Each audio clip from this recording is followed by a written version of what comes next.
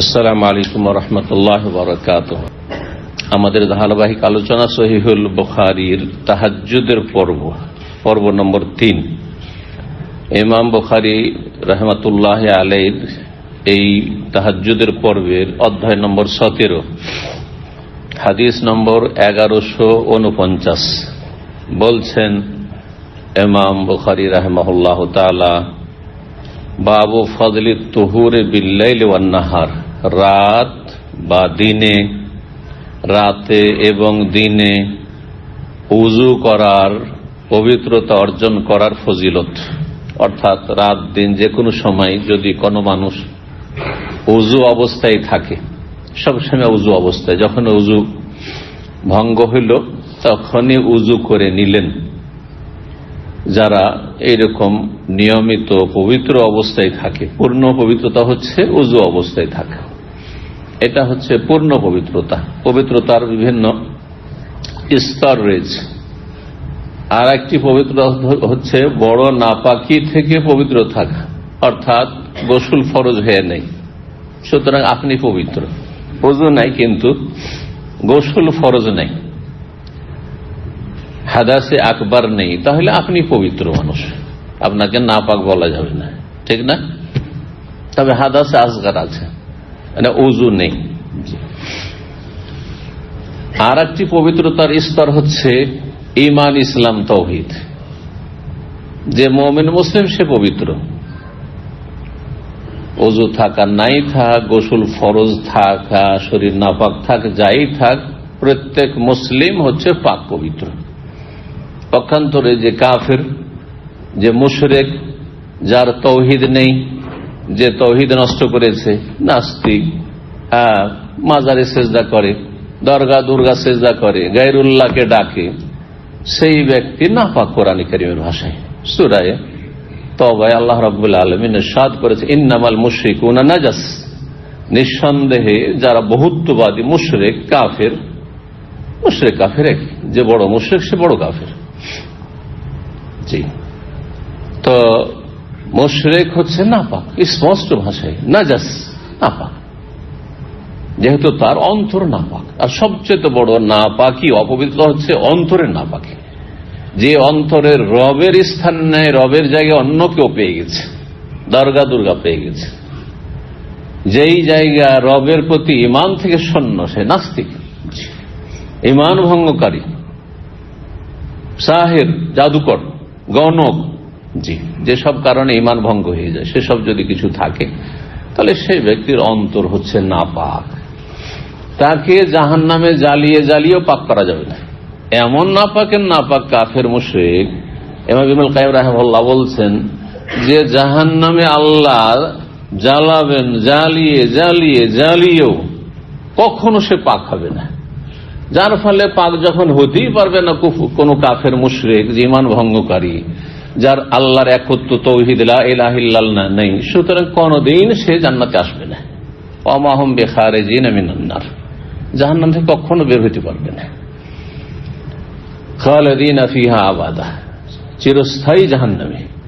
পক্ষান্তরে মুসলিম যতই বড় কাবিরা গুনাহকারী হোক, মানে জন্মসূত্রে মুসলিম না, এমন মুসলিম যে যার ঈমান ভঙ্গ হয়নি, সে সাহের না, সে গণক না, সে আপনার এমন শিরকি কুফরি মন্ত্রতন্ত্র করে না, কবিরাজি করে না, আর কারো কাছে এইরকম মুশরিক যারা তাদের শরণাপন্ন হয় না, ঈমান ভঙ্গের যেসব কারণ আছে সেগুলি নাই, সে নাস্তিকও না, সে মাজার পূজারিও না, তার আকীদাতে তাওহীদ রয়েছে, তার আকীদায় এই কথা নেই যে ওলিয়া আউলিয়া গৌস কুতুব মানুষকে উদ্ধার করতে পারে, ওলিয়া আউলিয়া গৌস কুতুব সারা পৃথিবীকে ধরে আছে, নিয়ন্ত্রণ করে, আল্লাহ যখন ধ্বংস করতে চায় তখন এরা ধরে ফেলে। এসব আকীদা আছে না নেই? সুফিদের কিতাবাদি, পীরদের কিতাবাদি। তো এসব যদি থাকে তাহলে বড় নাপাক, কখনো পাক হবে না, ও জাহান্নামে জ্বলে। কিন্তু এইসব থেকে যদি মুক্ত থাকে, 5 ওয়াক্ত সালাত আছে, সুতরাং সে মুসলিম। চোর হতে পারে, ডাকাত হতে পারে, বেঈমান হতে পারে, সুদখোর হতে পারে, ঘুষখোর হতে পারে, মদখোর হতে পারে, কিন্তু 5 ওয়াক্ত সালাত আছে, এমন যদি পাওয়া যায়। আমাদের বাঙালি জাতির মধ্যে পাওয়া যাবে না, কিন্তু আরব জাতির মধ্যে আছে। মদখোর, বেঈমান, জালেম কিন্তু 5 ওয়াক্ত নামাজ পড়ে মুসলমান থাকার জন্য, কারণ আরবরা জানে যে মাফি সালাম মাফি ইসলাম, তাই না? এটা জানি। কিন্তু আমাদের বাঙালি জাতির মধ্যে মদখোর যদি খুঁজেন যে 5 ওয়াক্ত নামাজি খুঁজবো, গোটা দেশে একটি খুঁজে পাবেন না। হ্যাঁ, মাশাআল্লাহ, আল্লাহর এলেমে যদি থাকে সেটা ভিন্ন বিষয়। কিন্তু সাধারণত আমাদের এলেমে এরকম নেই যে কোনো ব্যক্তি মদখোর, জেনাকারী, অহরহ জেনা করছে, একবার মানুষের ভুল হইতে পারে নামাজিও, আর সেই ব্যক্তি নামাজি, 5 ওয়াক্ত নামাজি, ফজর সহ নামাজি। কারণ যে ব্যক্তি 5 ওয়াক্ত নামাজের 1 ওয়াক্ত ছাড়ে সে বড় কাফের হয়ে যায়। কথা বোঝা গেছে?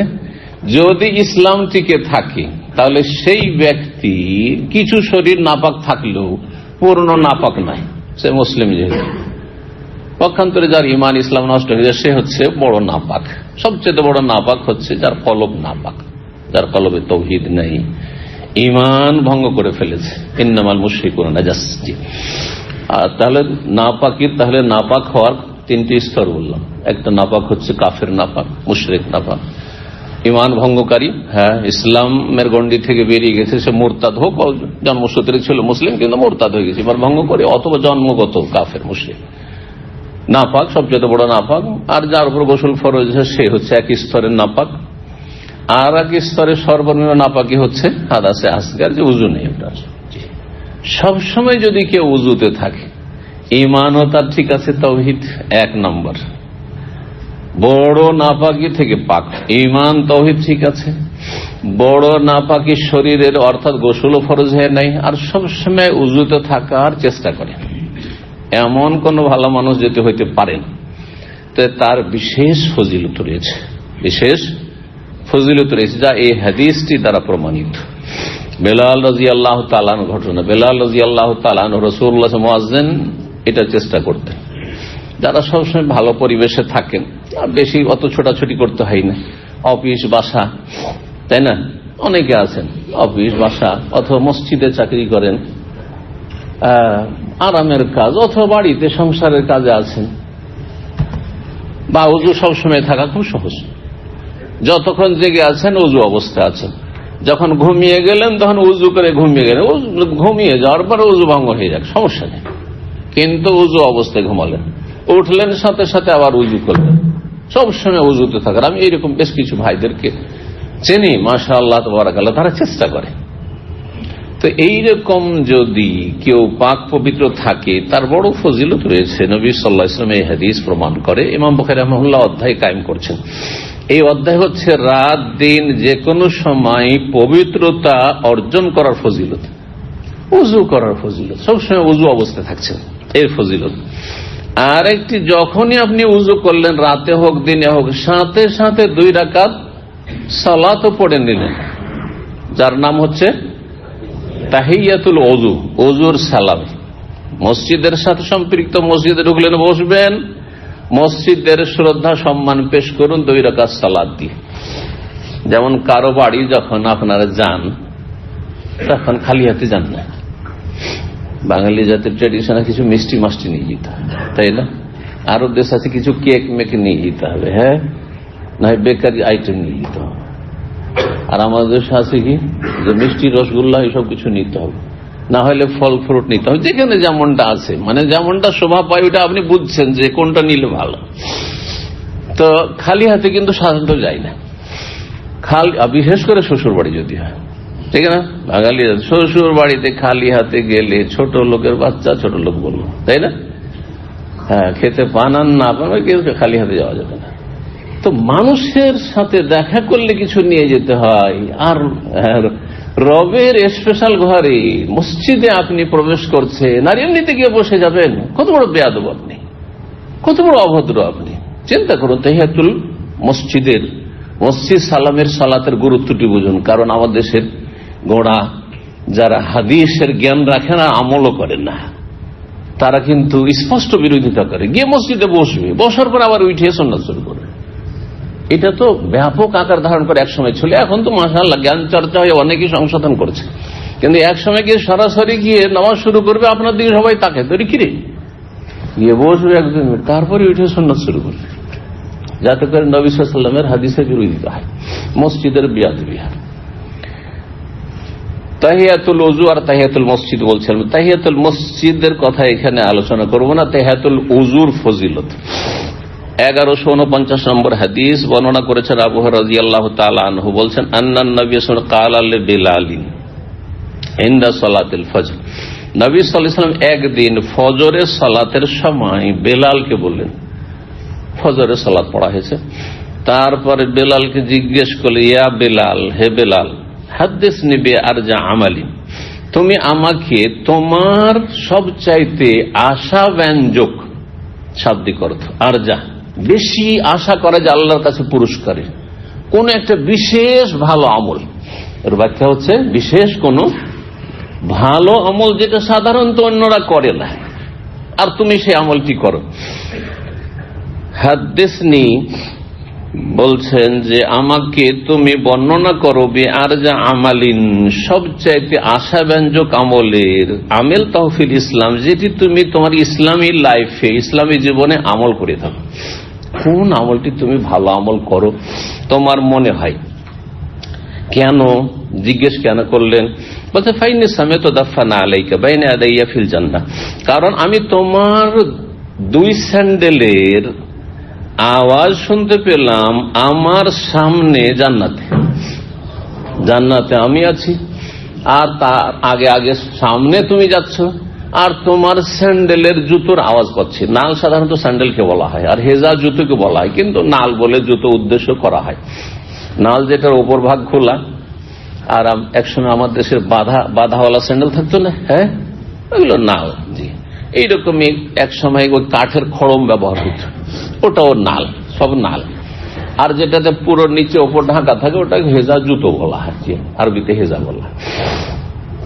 তো তোমার জুতো বা স্যান্ডেলের আওয়াজ আমি শুনতে পেলাম আমার সামনে।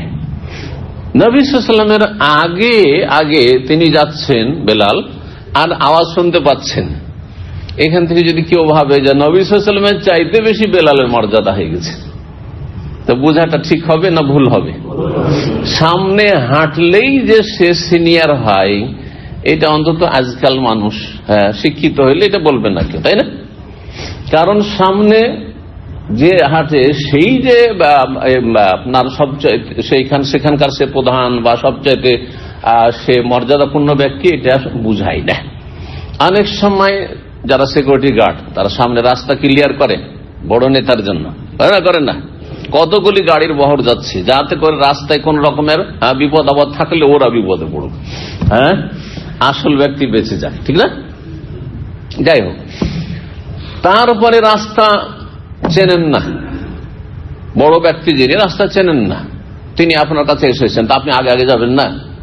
আপনার বাসাতে কোনো বড় ব্যক্তিকে নিয়ে যাচ্ছেন আর বলবেন সিঁড়ি উঠেন আপনি আগে আগে, না আপনি আগে আগে উঠবেন, হ্যাঁ আপনি আগে আগে উঠবেন, হ্যাঁ, এটা তরিকা না। অনেকে কিন্তু ভুল করে, হ্যাঁ, আদবের জন্য পিছনে যাবে, পিছনে যদি বেচারা যাবে কোন দিকে, একতলা উঠেছে তার আবার থামবে, ওই যে না না না আরেক তলা উঠেন, বা হয়তো উঠতেই শুরু করেছে, উঠিয়ে যাচ্ছে, না না এখানে এখানে থামাইতে হবে, না না আপনি সামনে যান, এটা বেয়াদবি না।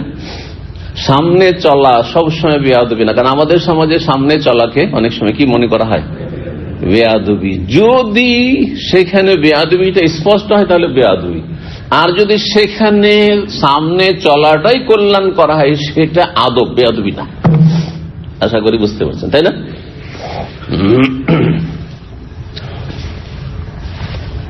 আরো কি বলছিলাম যেন,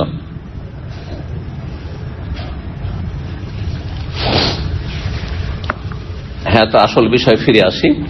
যেটা বলছিলাম যে সামনে যাচ্ছেন বেলাল রাদিয়াল্লাহু তাআলা আনহু, মানে এই নয় যে নবী সাল্লাল্লাহু আলাইহি ওয়াসাল্লাম চাইতে বেশি ফজিলত তিনি হাসিল করেছেন। তারপরে একটি বৈশিষ্ট্য যদি কারো মধ্যে থাকে, যেই বৈশিষ্ট্যটি শুধু তার মধ্যে আছে,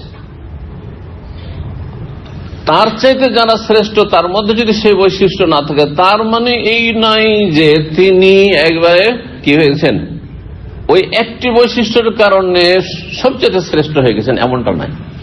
বরং কোন মানুষকে শ্রেষ্ঠত্ব দেওয়ার জন্য সার্বিক দিকটা পর্যালোচনা করা হয়। আশা করি বুঝতে পারছেন বিষয়টা, এই কথাটি বলছিলাম আর কি। জি, একজন ধরেন হাফেজে কোরআন মাশাআল্লাহ, এমন হাফেজে কোরআন পাক্কা, যে কোনো জায়গা থেকে উল্টো করে, আমাদের দেশে এমনও হাফেজ আছে, উল্টা করে জিজ্ঞাসা করেন। উল্টা জিজ্ঞাসা করলে হাফেজদের বলা খুব মুশকিল হয়, পরে জিজ্ঞাসা করেন অসুবিধা নেই, কিন্তু জিজ্ঞেস করেন যে এই আয়াতটা বললাম তার আগের আয়াত বললাম, অধিকাংশ হাফেজই পারবে না, বরং পাকা মুখস্থ থেকেও পারবে না, যদি খুব বেশি পাকা না থাকে। ঠিক আছে, তারপরে অনেক আছে মাশাআল্লাহ কেরাতে আশারা আর মাহের, কিন্তু এদিকে কোরআন সুন্নাহর সে আলেম নয়। হ্যাঁ, না কোরআনের আলেম, তাফসীরের আলেম, না হাদিসের আলেম, না ফিকহের আলেম, না আরবি ভাষার পণ্ডিত আলেম, না উসুল ফিকহের আলেম, না উসুল হাদিসের আলেম। কত সাবজেক্ট ইসলামিক সাবজেক্টের জন্য রয়েছে। আর আরেকজন ওই রকমের ভালো হাফেজ নয়, কিন্তু তার কোরআন যথেষ্ট হেফজ আছে, মুখস্থ আছে, কোরআন যথেষ্ট শুদ্ধ পড়েন।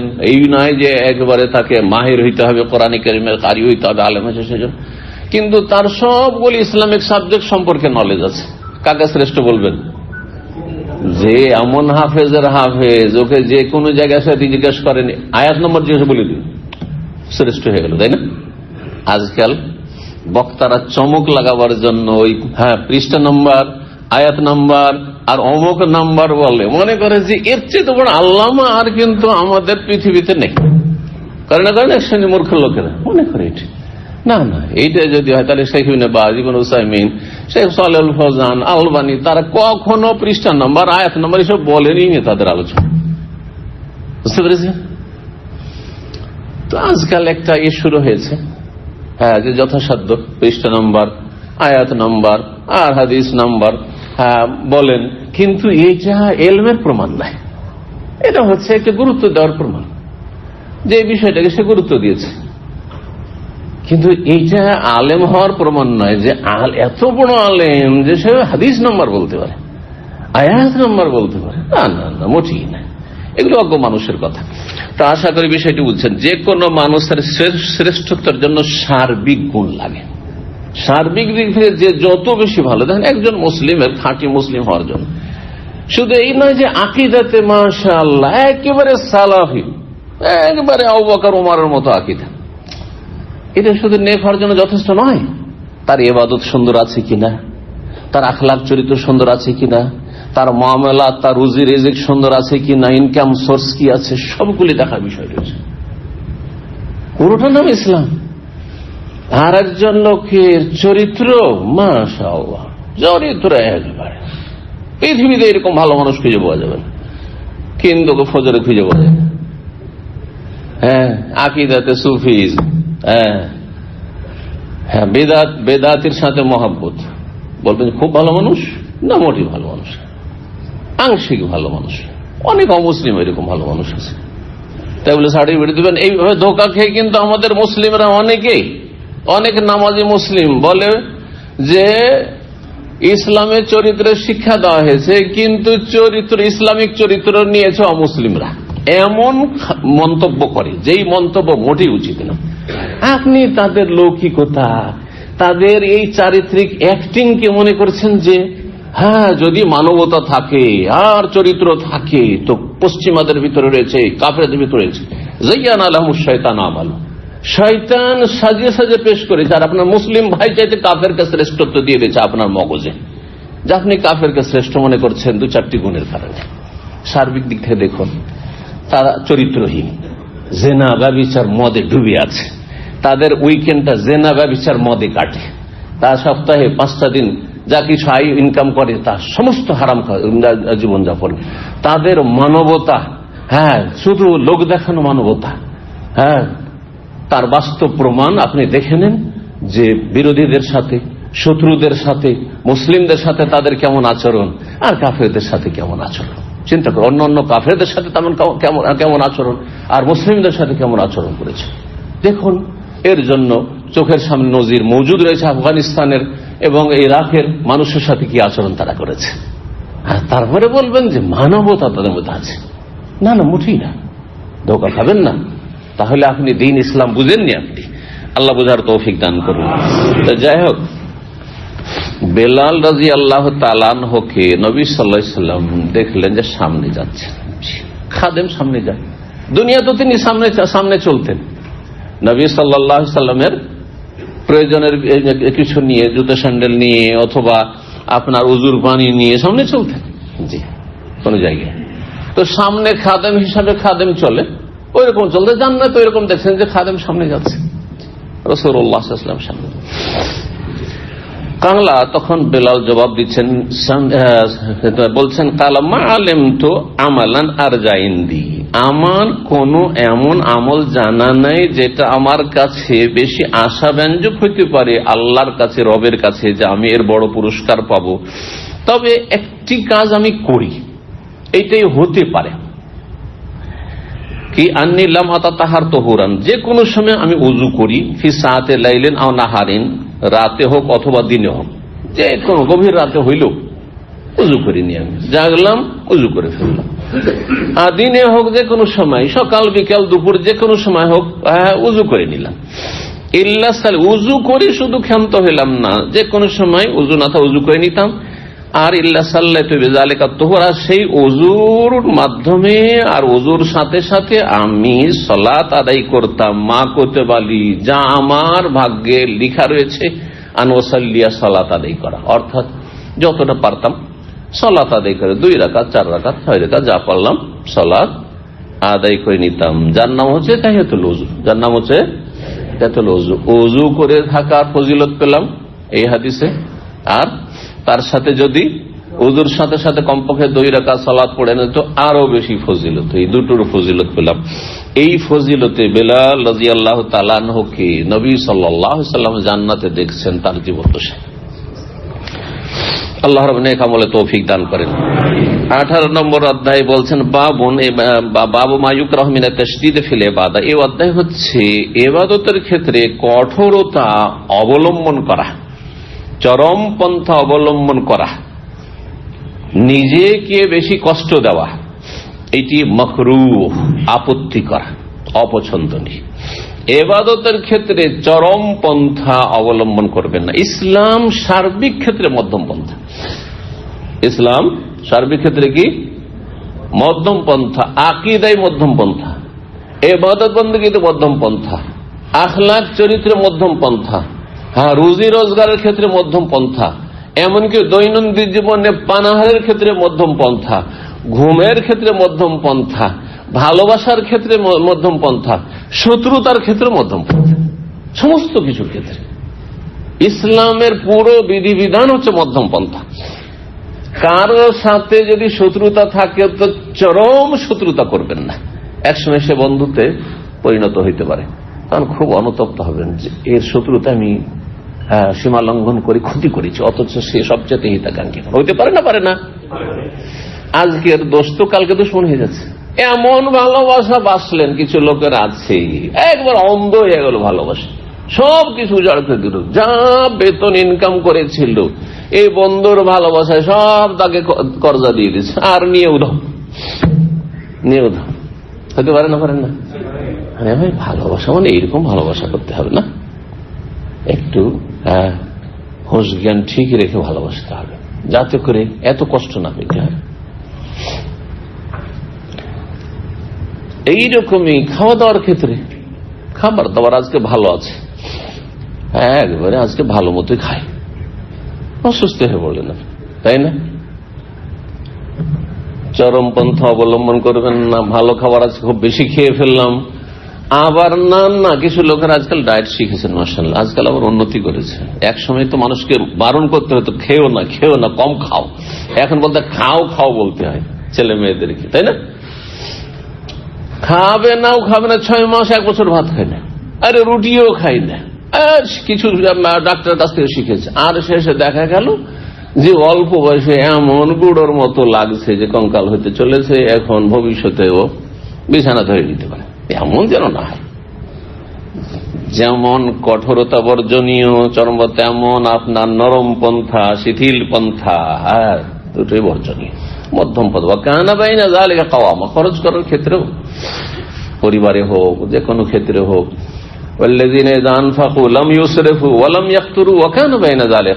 ইবাদুর রহমানের বৈশিষ্ট্য আল্লাহ রাব্বুল সূরা ফুরকানের শেষ দিকে বর্ণনা করতে বলছেন, যখন তারা খরচ করে, যে কোনো জায়গায় খরচ করেন আপনি, দান খায়রাতের ক্ষেত্রে হোক, অথবা বাপ মাকে দেওয়ার ক্ষেত্রে হোক, স্ত্রী ছেলে মেয়েদের ভরণ পোষণের ক্ষেত্রে হোক, লাম ইউসরিফু, সীমা লঙ্ঘন করে না। বাপকে সব টাকা 10 বছর সৌদি আরবে সব টাকা দিয়ে দিয়েছেন, ইসরাফ করলেন, লাম ইউসরিফু ওয়ালাম ইয়াকতুরু, এমন কৃপণের কৃপণ আসার পরে বাপ মার খোঁজই নেই না, মাই বোনের খোঁজই নেই না, এমনও করবেন না। ওয়া কানা বাইনা যালিকা কাওয়ামা, এই দুটোর মাঝখানে অবস্থান নেই।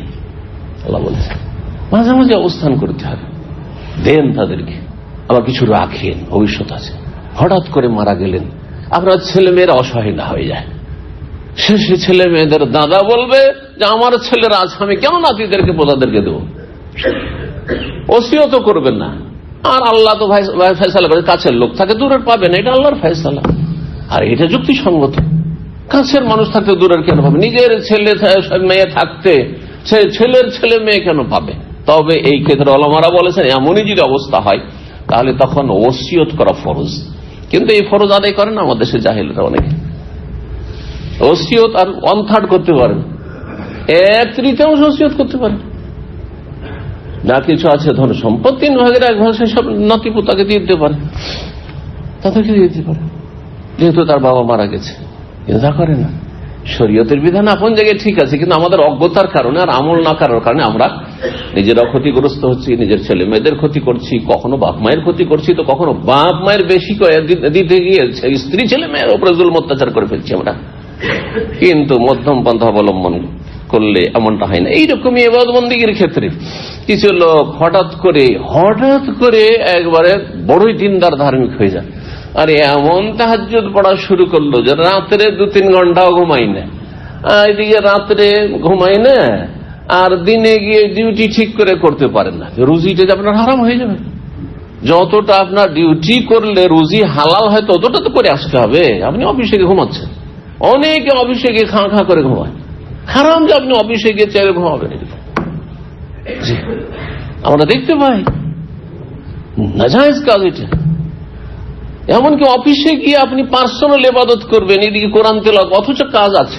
হ্যাঁ, কাজ না থাকলে সেটা আলাদা কথা, বসে আছে ভিন্ন বিষয়, কিন্তু কাজ আছে। হ্যাঁ, রাত এখানে আমি জিকির আজকার করবো, এখানে আমি তেলাওয়াত করবো, সবের কাজ। কিন্তু এখানে সবের কাজ নয় আপনার। আপনি 8 ঘন্টার পয়সা নিচ্ছেন, আপনি রুজিটাকে হালাল করতে হবে আপনাকে। তো ইবাদত বন্দেগীর ক্ষেত্রে মধ্যম পন্থা অবলম্বন করা, কেউ যদি কঠোরতা অবলম্বন করে, চরম পন্থা অবলম্বন করে, তাহলে সেটা মাকরু, আপত্তিকর, অপছন্দ। কখনো মাকরু তানজি, কখনো মাকরু তাহরিমি। হ্যাঁ, এক সময় অপছন্দনীয় এমনি, আর আরেক সময় যদি আরো বেশি সীমা লঙ্ঘন, যেখানে অন্যের হক নষ্ট হয়ে যাচ্ছে বা অন্যান্য আরো হক নষ্ট হয়ে যাচ্ছে, ইবাদত বন্দেগী করতে গিয়ে স্ত্রীর হক নষ্ট করছেন। আচ্ছা বলুন তো, ইমাম আবু হানিফা রাহিমাহুল্লাহ সম্পর্কে আমাদের কি দেখেন?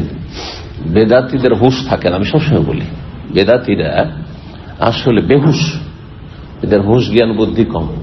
যে কোনটা বললে ঠিক থাকবে মান সম্মান, আর কোনটাতে মান সম্মান সব যাবে। আমি চিন্তা করুন তো, দেখি আমার সম্পর্কে যদি আপনারা বলেন যে উনি 10 বছর ধরে এশার উজুতে ফজর পড়েন আর সারা রাত বিছানায় জান্নাত, আমি শরীর হক নষ্ট করেছি, আমার চোখের হক নষ্ট করেছি, তাই না? তারপরে আমার স্ত্রীর হক নষ্ট করেছি, হ্যাঁ, তারপরে এই হক নষ্ট করার কারণে সারা রাত জাগার কারণে কি হয়েছে, দিনে এসে আমি ঠিকভাবে ডিউটি করি না। কারণ মানুষ শরীর ক্লান্ত পরিশ্রান্ত হয়ে পড়বে, যার ফলে হক আদায় করা সম্ভব হবে না। তাহলে কতগুলি গুনাহ তো আমাকে কি করে অভিযুক্ত করলেন, তাই না? এটা কি হতে পারে? অসম্ভব কথা, অসম্ভব কথা এটা। তো চরম পন্থা অবলম্বন অনেকে আছেন এইরকম, রাত্রে মাত্র 2-3 ঘন্টা ঘুমিয়েছেন, সারাদিন ডিউটি করে এসছেন, তারপর দার্সে আসছেন, আর আসার পরে ঘুমাচ্ছেন। মাশাআল্লাহ, আজকে ঘুমাচ্ছেন না কেউ? কেন আজকের আলোচনা একটু মানে কখনো কখনো একটু শুষ্ক আলোচনা থাকে, শুকনো থাকে, এলমি আলোচনা। আর কখনো থাকে যেমন তাহাজ্জুদ, তার ইবাদত বন্দেগী একটু হয়তো ভালোই লাগছে, কারণ আমাদের সমাজের লোকেরা যা দিনদার লোকের বিশেষ করে তাহাজ্জুদ খুব পছন্দ করে। আমাদের আল্লাহ তৌফিক দান করুক। পারুক না পারুক কিন্তু মনে আশা আকাঙ্ক্ষা, অনেকে ফজর যদি নাও পড়ে তাহাজ্জুদ পড়ার মনে আশা আকাঙ্ক্ষা আছে। এটা আবার আমাদের সমাজের কিন্তু, কারণ সমাজের আমি যেহেতু চিকিৎসক, বুঝতে পারছেন, সেজন্য ভালো করে বুঝি। অনেকে ফজর অত গুরুত্ব নেই যত গুরুত্ব তারাবির আর তাহাজ্জুদের আছে। এদিকে তারাবি ঠিক করে পড়েছে আর সাহারি খেয়ে ফজর আগে ঘুমিয়ে গেছে। বহু লোক পাবেন, এরকম পাবেন না? জি। তো ইবাদতের ক্ষেত্রে কঠোরতা অবলম্বন করলে অন্যের হক নষ্ট হবে, অন্য অন্য আরো যে হকগুলি আপনার উপর রয়েছে সেগুলি নষ্ট হবে, গুনাহগার হবেন, মাকরুহ তাহরিমি তখন হারাম পর্যায়ে চলে যাবে। 1150 নম্বর হাদিস, হাদিস আনাস রাদিয়াল্লাহু তাআলা আনহু বর্ণনা করছেন, বলছেন দাখালান নবী সাল্লাল্লাহু আলাইহি ওয়াসাল্লাম, নবী সাল্লাল্লাহু আলাইহি ওয়াসাল্লাম একদিন প্রবেশ করলেন কোথায় এখানে উল্লেখ নেই। কোন নবী সাল্লাল্লাহু আলাইহি ওয়াসাল্লামের সহধর্মিনীর বাড়িতে হইতে পারে, আবার মসজিদে নবীর একটা অংশ হইতে পারে, মহিলা সেকশনে হইতে পারে। ফাইজা হাবুলুন মামদুদুন বাইনাস সারিয়াতাইন, দেখছেন যে একটি রশি ঝুলানো রয়েছে, মামদুদ মানে সম্প্রসারিত করা, মাদ্দায়ের মধ্যে মানে সম্প্রসারিত করা, রশি টানা রয়েছে বা টাঙা রয়েছে, কি বলেন আপনারা, রশি টাঙানো বা টানা, রশি ঝুলানো রয়েছে বাইনাস সারিয়াতানে, দুটো খুঁটির মাঝখানে, সারিয়া স্তম্ভকে বলা হয়, দুটো স্তম্ভের মাঝে কি করেছে, এখানে একটা খুঁটি ওখানে একটা, এই দুটোতে কি রয়েছে, আমাদের কাপড় টাপড় শুকাবার জন্য রশি লাগিয়ে রাখে না, ওই রকম রশি লাগানো আছে। এক সময় আমাদের ওই রশি ঝুলানোতে হ্যাঙ্গার ছিল আমাদের কাপড় চোপড়ের জন্য। ফাঁকালা জিজ্ঞেস করলেন মা হাযাল হাবলি, আবার রশি কিসের জন্য এখানে, এই দুই খুঁটির মাঝখানে রশি টাঙা কেন? কালু, তখন লোকেরা, পরিবারের লোকেরা বললেন হাযা হাবলুন লিজাইনাব, এটি জাইনাব বিনতে জাহাশ, জাইনাব রাদিয়াল্লাহু তাআলা আনহার রশি। জাইনাব রাদিয়াল্লাহু তাআলা আনহা বড়ই দিনদার পরেজগার ছিলেন আর দীর্ঘ সময় ধরে তাহাজ্জুদ পড়তেন, নবী সাল্লাল্লাহু আলাইহি ওয়াসাল্লামের সহধর্মী উম্মুল মুমিনিন। এটি হচ্ছে তার রশি, তিনি এটা টাঙিয়েছেন। ফাইজা ফাতারা তাআল্লাকাত, তিনি লম্বা তাহাজ্জুদ পড়েন আর যখন তিনি ক্লান্ত হয়ে পড়েন তখন ওই রশিটা ধরে ঝুলে যান, ঘুম চলে আসবে, আছাড় খেয়ে পড়ে যাবো হয়তো, সেই জন্য রশি ধরে ঝুলতে থাকে, পড়তে আছেন, তেলাওয়াত চলতে আছে, কিয়াম তাহাজ্জুদ পড়তে আছেন আর রশি ধরে ঝুলছে, এইরকম করতেন তিনি। ফাকালান নবী সাল্লাল্লাহু আলাইহি ওয়াসাল্লাম, বললেন এটা চলবে না, হুল্লুহু, খুলে ফেলো, হাল্লা ইয়াহুল্লু মানে কোনো কিছু খুলে ফেলা, রশি খুলে ফেলা, গিরা খুলে ফেলা, এগুলোকে হাল্লা বলা হয়। হাল্লা ইয়াহিল্লু মানে হালাল হওয়া, আর হাল্লা ইয়াহুল্লু মানে হচ্ছে কোনো কিছু খুলে দেওয়া, গিরা খোলা বা রশি খোলা। এই রশি খুলে ফেলো, লিউসাল্লি আহাদুকুম নিশাতাহু, তোমাদের যে কেউ যেন তার যতক্ষণ পর্যন্ত শরীরে সক্রিয়তা রয়েছে, অ্যাক্টিভিটি রয়েছে, যতক্ষণ পর্যন্ত সে স্বতঃস্ফূর্ত রয়েছে ততক্ষণ যেন সালাত আদায় করে।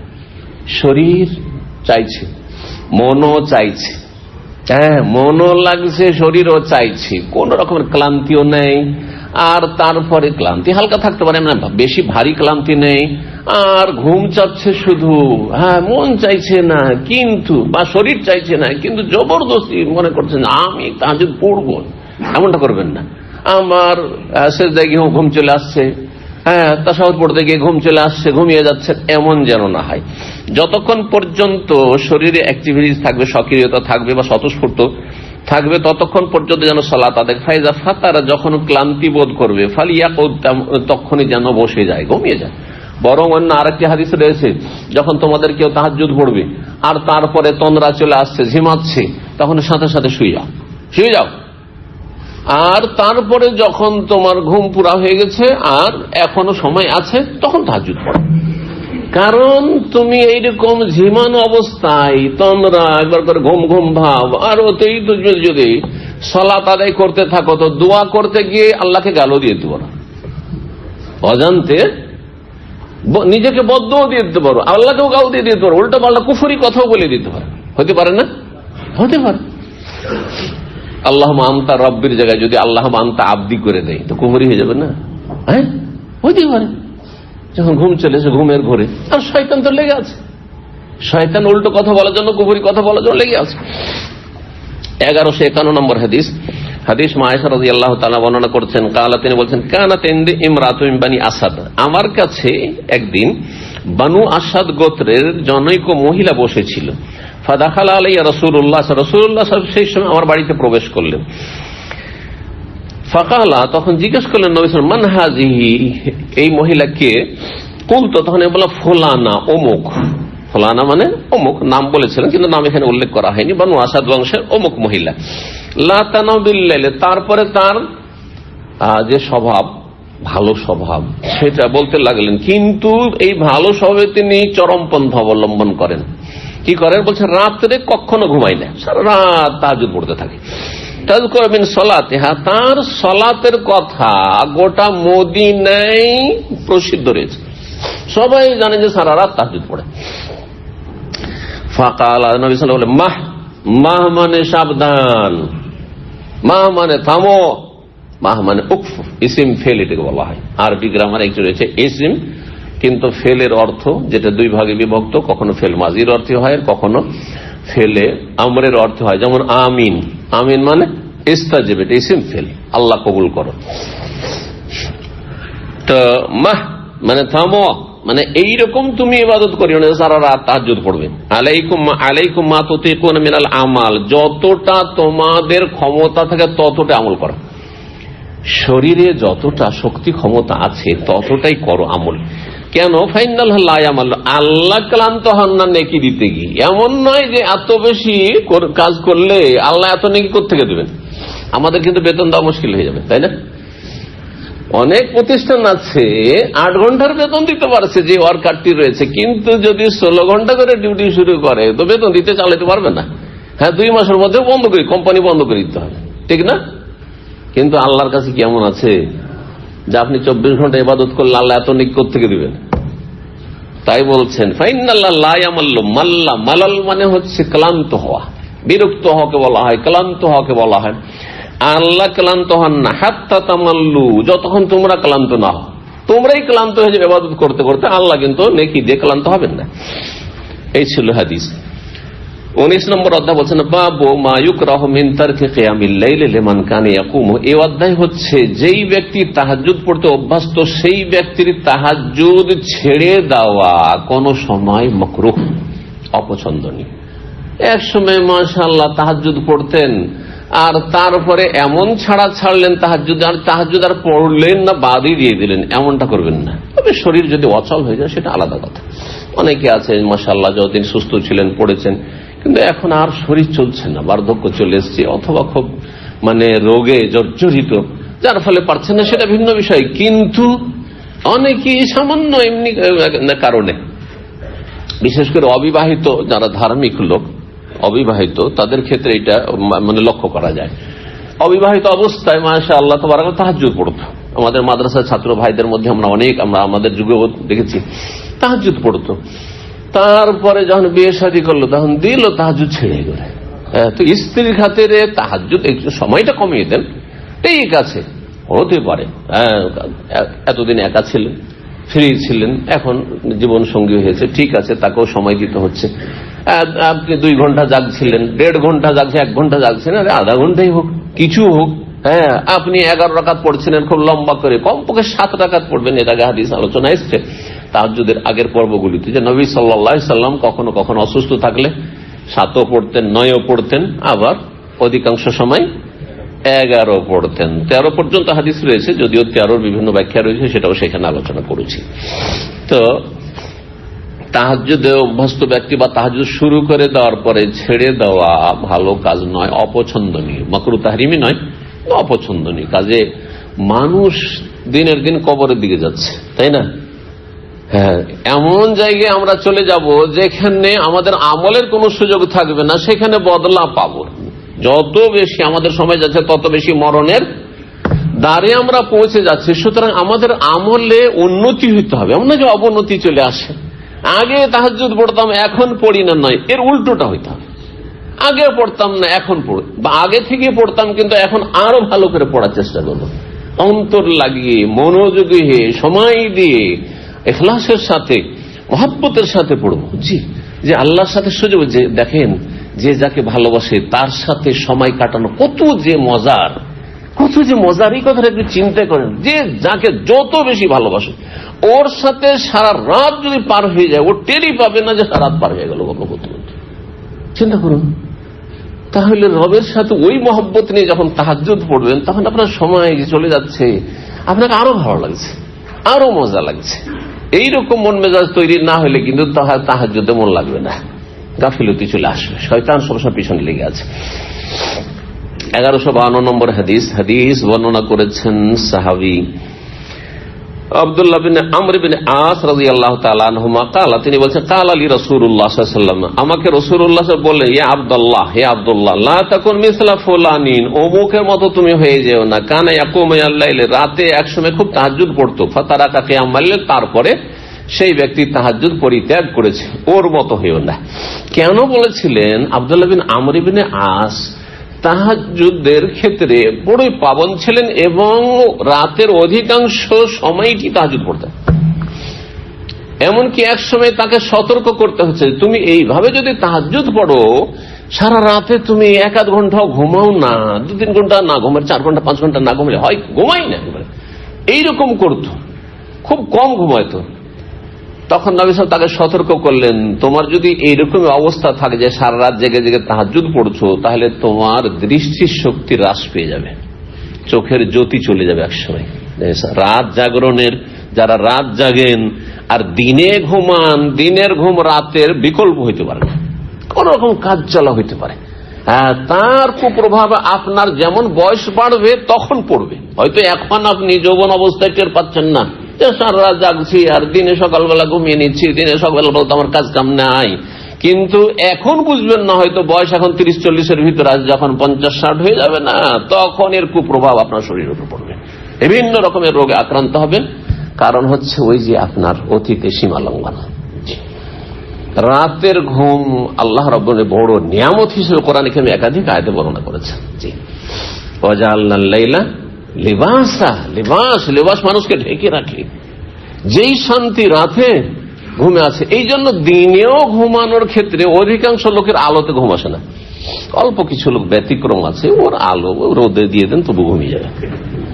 কিন্তু আপনি দেখবেন যে শতকরা 95 জন মানুষের দিনের আলো, দিনেও যদি ঘুমায় তো রুমটাকে কি করতে হবে? পর্দা করে অন্ধকার করে দিতে হবে। হ্যাঁ, তার মানে রাতের মতো করে দেওয়ার চেষ্টা করছে, তারপরে বিকল্প নেই। আর রাতের আপনার প্রথম অংশে ঘুমানো বেশি উপকারী, এইটাও মনে রাখবেন। রাতের প্রথম অংশে ঘুমানো শরীরের জন্য বেশি উপকারী, আর রাতের শেষ অংশে জেগে থাকা উপকারী শরীরের জন্য। তাহাজ্জুদ শেষ রাত্রে যে ফজিলত, এর পিছনে বড় হিকমত রয়েছে, পার্থিব হিকমত রয়েছে, শরীয়তের সমস্ত বিধিবিধান হিকমত রয়েছে, আমরা জানি আর না জানি। জি,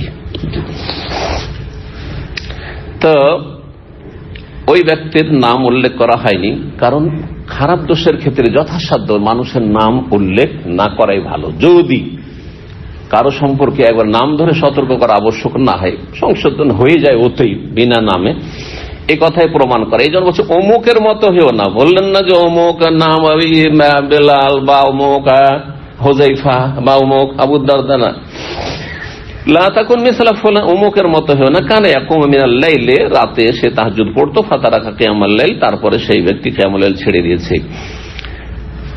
এই ছিল হাদিস। তার সমর্থক আরেকটি হাদিস অনুরূপ রয়েছে। 20 নম্বর অধ্যায় বাবুন, এই অধ্যায় আগের অধ্যায়েরই একটা অংশ, এখানে বিশেষ কোনো কিছু ইমাম বুখারী রাহিমাহুল্লাহ নিয়ে আসেননি, তার বিভিন্ন কারণ বর্ণনা করা হয়েছে। কেউ বলেছেন যে ইমাম বুখারী রাহিমাহুল্লাহ শেষ সম্পাদনা বা মুরাজা রিভাইজেশনের আগে দুনিয়া থেকে ইন্তেকাল করেছেন, অথবা ইমাম বুখারী রাহিমাহুল্লাহ ইঙ্গিত করেছেন যে সময় পেয়েছেন, কিন্তু ইঙ্গিত করেছেন যে এই যে হাদিসটি আসছে সেটা বা এই যে অধ্যায় লিখলাম সেটা আগের অধ্যায়েরই একটা পাঠ, আংশিক তার সাথে সম্পর্ক রয়েছে, সম্পর্কের সাথে রয়েছে।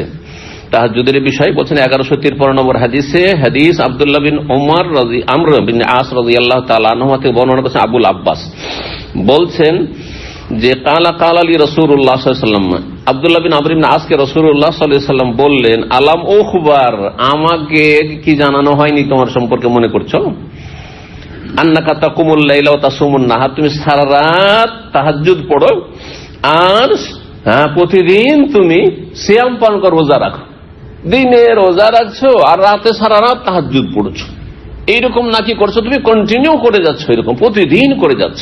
আব্দুল্লাহ বিন আমর ইবনে আস এইরকমটা করতেন।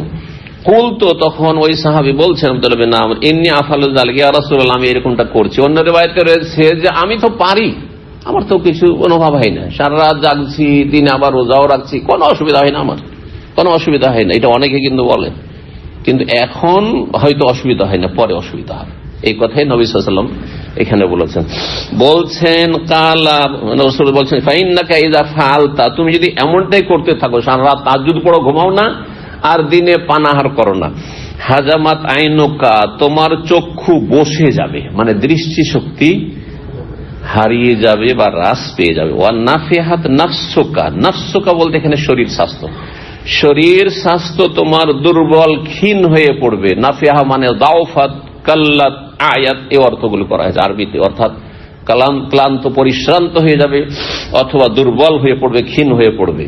তারপরে আরো বলছে ওয়াইন্না লিনাফসিকা আলাইকা হাক্কান, তোমার শরীরের হক রয়েছে তোমার উপর, ওয়ালি আহলিকা হাক্কান, তোমার পরিবার পরিজনের হক রয়েছে। আহল বলতে স্ত্রী ছেলে, তাদেরও হক রয়েছে। আপনি সারাদিন সব সময় যদি রোজা রাখেন তো ছেলে মেয়েদেরকে নিয়ে বসে খাবেন, খাওয়ার সময় একটা খুব ভালো সময়, যেই সময়টি ছেলে মেয়েদের সাথে ফ্রি হয়ে বসা যায়, ফ্রি হয়ে বসা যায়। এমনি ব্যস্ততার জীবনে খাওয়া দাওয়ার সময় ছাড়া আর সময় কোথায় যে আলাদা করে ছেলে মেয়ে নিয়ে বসবেন, যার ফলে ছেলে মেয়েদের আজকাল প্রতিপালন ভালো হয় না। কারণ এত দুনিয়া নিয়ে টাকা পয়সা নিয়ে ব্যস্ত থাকেন যে যখন বাসায় গেলেন তখন দেখছেন ছেলে মেয়েদের খাওয়া হয়ে গেছে, অথবা তখন ছেলে মেয়েরা স্কুল মাদ্রাসায় আছে, তারা যখন আসবে তার আগে খেয়ে দিয়ে আপনাকে আবার কাজে দৌড় দিতে হবে, অথবা একটু রেস্ট করতে হবে, তারপরে আবার কাজে দৌড় দিতে হবে। এইসব করতে দেখা যায় সকালের নাস্তা তো ছেলে মেয়েদের সাথে স্ত্রীর সাথে বসেন না, দুপুরেও স্ত্রী ছেলে মেয়েদের সাথে বসেন না, রাতেও স্ত্রী ছেলে মেয়েদের সাথে বসেন না, কি আর সম্পর্ক থাকবে, কি আর সম্পর্ক থাকবে? যার ফলে ভালো তরবিয়ত প্রতিপালন হয় না ছেলে মেয়েদের, ছেলে মেয়ে খারাপ হয়ে যাচ্ছে। ভালো ভালো নেক মানুষের ছেলে মেয়ে খারাপ হয়ে যাচ্ছে। তাদেরকে শিখাবার একটি সুবর্ণ সুযোগ এই সময়গুলি। তো নবী সাল্লাল্লাহু আলাইহি ওয়াসাল্লাম বলছেন যে তোমার স্ত্রী আর ছেলে মেয়ের হক রয়েছে, রাতে স্ত্রীর হক রয়েছে, আর তারপরে দিনে ছেলে মেয়েদের হক রয়েছে, তাদের সাথে বসবে, খাওয়া দাওয়ার সময় বসবে। এটা একটা রাতেও কিছু অংশ, রাতেও কিছু অংশ ভালো কিছু কথা বলার জন্য বা ভালো কিছু উপদেশ দেওয়ার জন্য মাঝে মাঝে ছেলে মেয়েদের সাথে ফ্রি হয়ে বসা। সবসময় আপনি মিলিটারি মেজাজ রাখবেন না, আবার সবসময় এমন ছেলে খেলা করবেন না যে আপনার ছেলে আপনার বাপের মতো আপনার সাথে আচরণ করে, দুর্ব্যবহার করে, বেয়াদবি করে, আর আপনি হ্যাঁ হ্যাঁ করে হাসছেন। অনেক বাপ মা কিন্তু আছে এরকম মূর্খ বাপ মা, 3 বছর 4 বছর 5 বছর বাপ মা ওকে জুতাচ্ছে, হ্যাঁ মারছে, আর হ্যাঁ হ্যাঁ করে হাসছে। ছেলে মেয়ে খারাপ হয়ে যাবে না, না মোটেই না, এই সুযোগও দেওয়া যাবে না। জি, তাদের অন্তরে আপনার শ্রদ্ধা সম্মানও থাকে আর ভালোবাসাও থাকে, ভয়ও থাকে আর ভালোবাসাও থাকে। ভয় আবার সাপ বিচ্ছুর মতো হিংস্র পশুর মতো ভয় না থাকে, যেমনই বাপ আসলো তেমনই উধাও, এমন লুকিয়ে গেল যে যতক্ষণ বাপ বাড়িতে ছাড়া আসবেই না চোখের সামনে। এমন হইলে আপনি ভালো মানুষ না, কথা বুঝতে পারছেন? আর যদি এমন হন সব সময় শুধু আপনার কাঁধে চাপে আপনাকে লাথি মারে আর আপনার সাথে বেয়াদবি করে, আর আপনি ওইটাকে হাসি খুশি মনে করছেন যে আমি বাচ্চাদের সাথে খুব ফ্রি। অনেকে আজকাল কিন্তু এটাকে কি মনে করছে যে আমি ছেলে মেয়েদের সাথে সব খুব ফ্রি। এত ফ্রি না, এত ফ্রি হবে না যেটা সীমা লঙ্ঘন করে ফেলে। এই ক্ষেত্রে মধ্যম পন্থা তরবিয়তের ক্ষেত্রে। সুতরাং তুমি কি করো, তোমার যখন তোমার নিজের শরীরের হক রয়েছে, তোমার পরিবারের হক রয়েছে, অন্য হয়তো বরং আরো বেশি রয়েছে, বলে যাওরে কাহলে হাক্কান, তোমার ভিজিটর, তোমার মেহমান অতিথিদের হক রয়েছে, আরে তাদের সাথে খাওয়া দাওয়া করবে না। মেহমান আসলে দিনে আসলো, রাতে এসা পরে তুমি তাহাজ্জুদ শুরু করে দিলে, আর রাতে মেহমান এসে একটু কথা বলবে না? হ্যাঁ, ঘুমাবার আগে এখানে অবশ্যই কথা বলতে হবে, ঠিক। আর তোমার চোখের হক রয়েছে, হ্যাঁ ইত্যাদি বলেছেন। ফাসুম, তুমি মাঝে মাঝে সিয়াম পালন করো নফল, ওয়াফতির, আর মাঝে মাঝে পানাহার করো, ওয়াকুম, আর মাঝে মাঝে তুমি কিয়াম করো, মানে রাতের কিছু অংশে তুমি কিয়াম করো, তাহাজ্জুদও পড়ো, ওয়ান্নাম, আর কিছু অংশ ঘুমাও। 21 নম্বর অধ্যায় বলছেন বাবু ফজল মান তারা মিনাল লাইলি ফাসাল্লা। এই অধ্যায় হচ্ছে ওই ব্যক্তির ফজিলত সম্পর্কে যেই ব্যক্তি রাত্রে জেগে গেল, অনিচ্ছাকৃত জেগে যাওয়াকে তাররা বলা হয়। আসল উদ্দেশ্য ছিল যে এখন ঘুমের টাইম আছে, ঘুমাবো, কিন্তু হঠাৎ করে ঘুমটা ভেঙে গেল, সেই সময় বিশেষ কিছু জিকির আজকার আছে। জি, এর আগে আমি বিভিন্ন আলোচনা করেছি, আর আজকে এই সহিহ বুখারী হাদিস থেকে শিখে নেন। আর যারা আমল করেন না, একটু আমল করতে চেষ্টা করেন, খুবই সহজ, মুখস্থ আছে, কিন্তু এই জিকির গুলো সব মুখস্থ আছে, বাস আমল করলেই হলে একটু খেয়াল করি। ঘুম ভেঙে যাওয়ার পরে আধা ঘন্টা 1 ঘন্টা ঘুম আসে না, একটাও জিকির আজকার করলেন না, আরে কমপক্ষে এই কথাগুলি বলতেন আপনি, এই জিকির আজকার গুলি আপনার দুনিয়া আখেরাতে কল্যাণ হইত। জি, যেই ব্যক্তি রাতে জেগে গেল, অথবা তাহাজ্জুদ পড়ার সময় হয়ে গেছে, আর তাহাজ্জুদ পড়বেন, আপনি জেগে গেলেন, আপনি ফসল্লা, তারপরে সলাত আদায় করলো, তার ফজিলত। 1154 নম্বর হাদিস বর্ণনা করেছেন ওবাদা ইবনে সামিত রাদিয়াল্লাহু তাআলা আনসারী, নবী সাল্লাল্লাহু আলাইহি ওয়াসাল্লাম থেকে, কালা, নবী সাল্লাল্লাহু আলাইহি ওয়াসাল্লাম বলেন, মান তাআররা মিনাল লাইলি, কেউ যদি রাতে জেগে যায়, ফাকালা, তারপরে বলে কালিমা তাওহীদ, লা ইলাহা ইল্লাল্লাহু ওয়াহদাহু লা শারীকা লাহু লাহুল মুলকু ওয়া লাহুল হামদু ওয়া হুয়া আলা কুল্লি শাইইন কাদির। কার মুখস্থ নাই? মাশাআল্লাহ, অন্তত বাঙালি মুসলিমের এটা বেনামাজির মুখস্থ আছে না? নেই, সবার মুখস্থ আছে, কারণ এটা আমাদের দেশে চৌথা কালমা না, 5টা কালিমা আছে না আমাদের দেশে, 5টা কি অনেক কিতাব কায়দা বাগদাদিতে 7টাও আছে। এই যে 5 কালিমা, এগুলো নেই নাম, এই যে কালমা, হ্যাঁ, পহিলা কালমা তাইয়্যিব, দুসরা কালমা শাহাদাত, তিসরা কালমা তামজিদ, চৌথা কালমা তাওহীদ, আর 5ওয়া কালমা, এই যে কায়দা বাগদাদিতে আমাদেরকে পড়ানো হয়েছে, এইগুলো এই ফর্মালিটি বিদাত। হ্যাঁ, এইসব নামকরণ আর এইসব এইভাবে পড়া, এগুলো ঠিক নয়। কিন্তু কালেমাতে যে কথাগুলি, সবগুলি তাওহীদের কথা, সবগুলি ভালো কথা। তো এই কালেমাটিকে আমার দেশে আমরা ছোট কালে সুর ধরে, ঝাঁক ধরে পড়েছি, কিন্তু মাদ্রাসায় যখন কায়দা থেকে নিয়ে কোরআন পর্যন্ত আমাদের পড়ানো হইতো, তখন কি করতো, একজন পড়ছে দোয়াগুলি আর সবাই তার সাথে, যেমন স্কুলে, প্রাইমারি স্কুলে কয়েকার কা, কয়েকার কি, হ্যাঁ, কয়েকার কে ইত্যাদি করেছেন, করিনি আমরা, করেছি, কিন্তু এগুলো আপনারা করেছেন না, করেন নাই? আমরা করেছি এক সময়। ঠিক তেমনি মাদ্রাসাতে এগুলো করতে হয়েছে, পহিলা কলমা, হ্যাঁ, বললো, তারপর তাইয়্যিব, সব শুরু করে তাইয়্যিব, তারপরে লা ইলাহা ইল্লাল্লাহ মুহাম্মাদুর রাসূলুল্লাহ, এগুলো নাই, এইসব তরিকাতে নাই। কিন্তু কালেমা তাইয়্যিব আপন জায়গায় ঠিক আছে, সবগুলি কালেমা তাইয়্যিব, সবগুলি পবিত্র, যতগুলি কালেমা, আর যেগুলি ভালো কথা, আর সবগুলিতে যেগুলিতে তাওহীদ আছে, কালেমা তাওহীদ, সেগুলি, হ্যাঁ, আর সবগুলিতে আল্লাহর বড়ত্ব বয়ান করা, সবগুলি তামজিদ। কিন্তু আলাদা আলাদা নামকরণ, এগুলো বেদাত। আশা করি কথাটি ভালো করে বুঝবেন। এইভাবে নাম দিয়ে পড়া আর মুখস্থ করানো, এগুলো জায়েজ নাই। বাকি এমনি মুখস্থ করে, এগুলো আল্লাহর জিকির আজকার, কিছু অধিকাংশগুলি হাদিস দ্বারা প্রমাণিত রয়েছে। লা ইলাহা ইল্লাল্লাহু ওয়াহদাহু লা শারীকা লাহু লাহুল মুলকু ওয়া লাহুল হামদু ওয়া হুয়া আলা কুল্লি শাইইন কাদির। আল্লাহ ছাড়া কোনো সত্য মাবুদ নেই। ওয়াহদাহু, যিনি একক, যার কোনো শরীক নেই। লাহুল মুলকু, সার্বভৌমত্ব, সবকিছুর মালিকানা তার। ওয়া লাহুল হামদু, যাবতীয় প্রশংসা শুকরিয়া তার। ওয়া হুয়া আলা কুল্লি শাইইন কাদির, তিনি সবকিছুর উপর ক্ষমতাবান। আলহামদ, তারপরে কি বলবেন? হ্যাঁ, আগে পরে করলে অসুবিধা নেই। এখানে রয়েছে আলহামদুলিল্লাহ, সুবহানাল্লাহ, লা ইলাহা ইল্লাল্লাহ, আল্লাহু আকবার। আর যদি বলেন সুবহানাল্লাহ, আলহামদুলিল্লাহ, লা ইলাহা ইল্লাল্লাহ, আল্লাহু আকবার, 4টি কালিমা। অন্য রিওয়ায়াতে রয়েছে যে আহাব্বুল কালাম ইলাল্লাহ আরবা, আল্লাহর কাছে সবচেয়ে প্রিয় বাণী হচ্ছে, প্রিয় বাক্য হচ্ছে 4টি, সুবহানাল্লাহ, আলহামদুলিল্লাহ, লা ইলাহা ইল্লাল্লাহ, আল্লাহু আকবার। আর তার সাথে 5 নম্বর হচ্ছে ওয়ালা হাওলা ওয়ালা কুওয়াতা ইল্লা বিল্লাহ। এইটাও এখানে বলবেন ঘুম ভেঙে যাওয়ার পরে, এই 4টি কালিমা যেটি আল্লাহর কাছে খুব প্রিয়। আর তার আগে কালিমা তাওহীদের যে কালিমা, আর তারপরে কালিমা তাওহীদ, শুধু সেটা না, লা ইলাহা ইল্লাল্লাহ যে বলবো সেটাও কালিমা তাওহীদ, কিন্তু জি, এটার নাম হচ্ছে তাহলিল বা তাওহীদের কালিমা। আর আল্লাহু আকবার তাকবীর, আর আলহামদুলিল্লাহ হচ্ছে তাহমিদ, আর সুবহানাল্লাহ হচ্ছে তাসবিহ। আল্লাহ হাওলা ওয়ালা কুওয়াতা ইল্লা বিল্লাহ, এটি হচ্ছে আপনার ওলামাদের ভাষায় হাওকালা, মানে নাম কি হাওকালা, লা হাওলা ওয়ালা কুওয়াতা ইল্লা বিল্লাহ বলা। তো লা হাওলা ওয়ালা কুওয়াতা ইল্লা বিল্লাহ, হ্যাঁ, আমার কোন শক্তি, সামর্থ্য, ক্ষমতা নেই আল্লাহ ছাড়া, আল্লাহ প্রদত্ত ক্ষমতা ছাড়া। কতটি বলবেন কালিমা তাওহীদ? লা ইলাহা ইল্লাল্লাহু ওয়াহদাহু লা শারীকা লাহু লাহুল মুলকু ওয়া লাহুল হামদু ওয়া হুয়া আলা কুল্লি শাইইন কাদির আগে, তারপরে সুবহানাল্লাহ, আলহামদুলিল্লাহ, লা ইলাহা ইল্লাল্লাহ, আল্লাহু আকবার, তারপরে ওয়ালা হাওলা ওয়ালা কুওয়াতা ইল্লা বিল্লাহ। কে কি আমল করেন ঘুম ভেঙে গেলে? আল্লাহ তো মাশাআল্লাহ আমল, তাহলে মাশাআল্লাহ। যে সৌদি আরবের বরকত, এগুলো সৌদি আরব থেকে কিছু অন্তত শিখা হয়েছে, এগুলো তো দেশে শেখানো হয় না। সুম্মা কালা, তারপরে যদি আরো বলতে পারেন তো আরো ভালো, আল্লাহ মাগফিরলি, তারপরে আল্লাহ তুমি আমাকে মাফ করে দাও। শুয়ে শুয়ে, জরুরি নয় যে উঠতে হবে, তো উযু করতে হবে, তাহাজ্জুদের প্রস্তুতি নিতে হবে, ঘুম ভেঙে গেছে, শুয়ে শুয়ে চেষ্টা করছেন আর একবার ঘুম আসার কারণে। এখন তো ঘুম 1-2 ঘন্টা হইলো, এখন রাত 1টা-2টো বাজে, 12টা বাজে, অনেকের হয়তো 1 ঘন্টার মধ্যে ঘুম ভেঙে গেছে, অনেক সময় হয় এরকম। আল্লাহ মাগফিরলি, আল্লাহ আমাকে মাফ করে দাও। অথবা দোয়া করতে লাগে। দোয়া করার জন্য জরুরি নয় যে বসে দোয়া করতে হবে, দাঁড়িয়ে দোয়া করতে হবে। আল্লাযীনা ইয়াযকুরুনা আল্লাহা কিয়ামান ওয়া কুউদান ওয়া আলা জুনুবিহিম, দাঁড়িয়েও দোয়া করতে পারেন, কউদান বসেও করতে পারেন, ওয়া আলা জুনুবিহিম শুয়ে শুয়ে দোয়া করতে পারেন, চিতে শুয়ে আছেন আল্লাহর কাছে দোয়া করেছেন, কোনো অসুবিধা নেই। রবকে যে কোনো অবস্থায় রাখতে পারেন আপনি।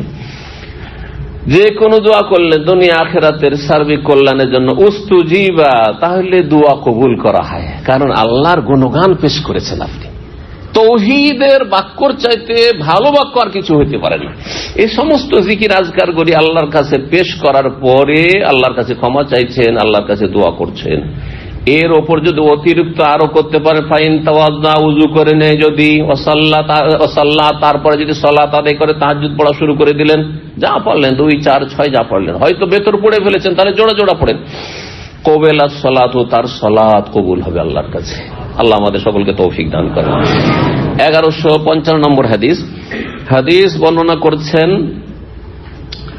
আবু হুরায়রা রাদিয়াল্লাহু তাআলা আনহু, বলছেন তিনি যে ওয়া ইয়াকুসু ফি কাসাসিহি, আবু হুরায়রা রাদিয়াল্লাহু তাআলা আনহু বর্ণনা করছিলেন তার ঘটনা, আর তাতে তিনি বর্ণনা করেছেন ঘটনা কাহিনী বর্ণনা করছিলেন, আর বলছে ওয়া হুয়া ইয়াযকুরু রাসূলুল্লাহ সাল্লাল্লাহু আলাইহি ওয়াসাল্লাম, তিনি সেই সময় রাসূলুল্লাহ সাল্লাল্লাহু আলাইহি ওয়াসাল্লামের কথা আলোচনা করছিলেন।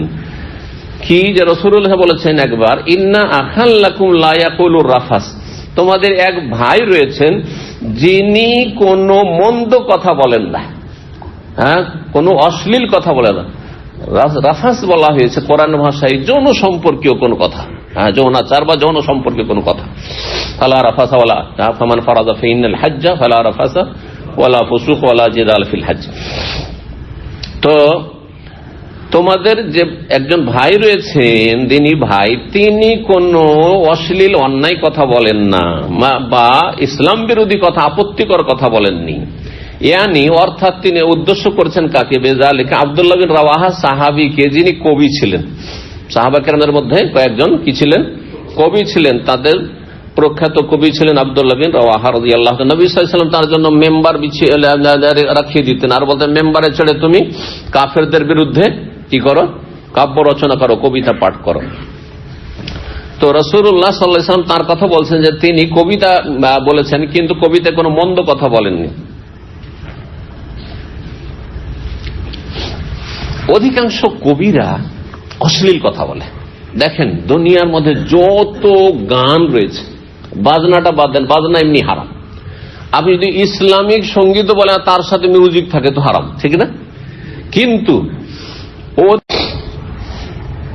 বলছেন যে আব্দুল্লাহ বিন রাওয়াহা তিনি কাব্য রচনা করেছেন এবং তার কবিতাতে কোনো মন্দ কথা বা ইসলাম বিরোধী কথা বা আপত্তিকর কোনো কথা বলেননি। তাতে যে কয়েকটি লাইন রয়েছে কবিতার, সেগুলির অনুবাদ করি। বলছে ওয়াফিনা রাসূলুল্লাহ, আমাদের মাঝে একজন আল্লাহ রাসূল রয়েছেন সাল্লাল্লাহু আলাইহি ওয়াসাল্লাম, ইয়াতলু কিতাব, আল্লাহর কিতাব তিনি পাঠ করে শোনান। এযান শাক্কা মারুফুন মিনাল ফাজর সাতেউ,